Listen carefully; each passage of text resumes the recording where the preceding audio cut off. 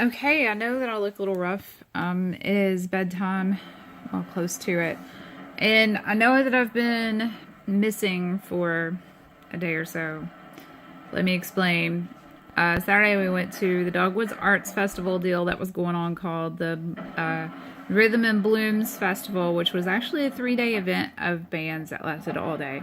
They brought Gogol Bordello in to headline on Saturday, and I've always wanted to see them. I love Gogol Bordello. I really do. And it's funny because he's F4th, Roman I, Gypsy, and so am I. And he gets it from his maternal grandmother. Or his maternal grandmother or great grandmother. I can't remember. Either way, it's lines up the same as mine. But yeah, it's really funny. But everybody knows me knows that I've always really liked punk rock. But I mean, I listen to everything from classic country to hair metal to R&B to punk. But I really like their music. It's just so happy. So I've never gotten a chance to see them. This was their first time in Knoxville, actually. And they were doing 3 days. 3 shows in 4 days in North Carolina after they left here. So this is like their eastern leg of a U.S. tour, I guess.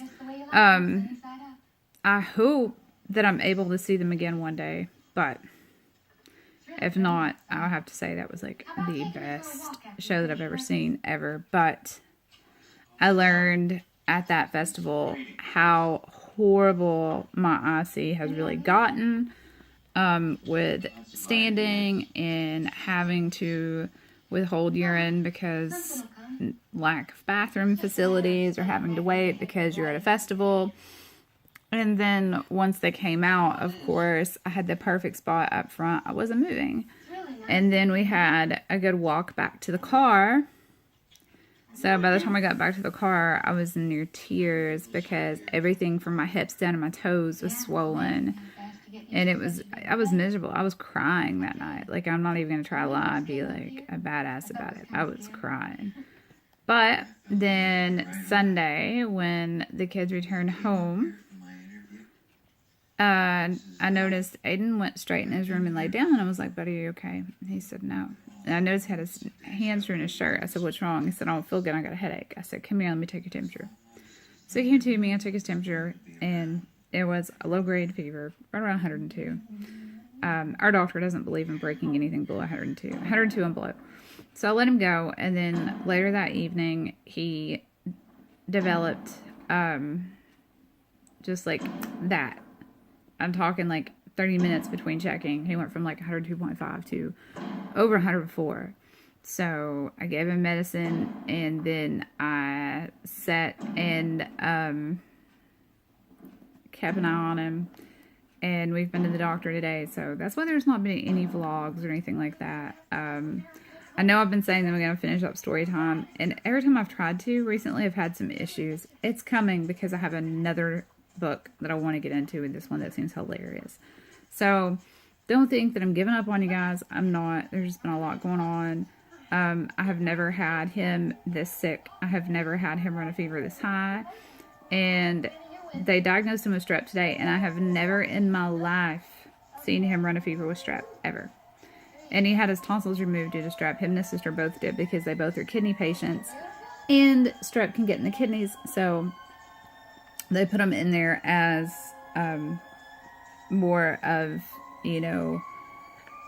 safety reasons, and said that they really shouldn't have as many problems, which it's worked well for her, but he's had it twice now since then, and they've had him removed a year and a half, almost 2 years maybe. So yeah. And I had my tonsils removed in 1984 and never had strep. I had my tonsils removed because I kept a lot of sinus infections and other things, and so back then, usually when they did adenoids and stuff, they took the tonsils and stuff too. So I had all that removed then, never had strep throat.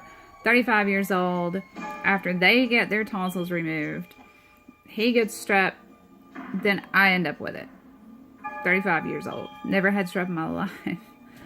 Oh gosh, I just tell you what. So yeah, if I'm missing, that is why. And I'm going to use this time and try to work on my book, because time-wise, I wanted it out by now. And it isn't, so it's killing me. And I'm wondering if I should even go ahead with the thought of the original, or if I should just scratch it and start all over. I want to do kind of a memoir type deal, because I feel like there's a lot in my life that needs to be told. But at the same time, too, I would like to write some fiction. So, I don't know. We'll see. Whatever comes out, comes out. Maybe I can work on 2 at once. I multitask really well. Anyway, I'm going to get this uploaded so you guys know what's going on. I love you guys. Please give us a thumbs up. Please share. We will be back with more content, I promise. Bye.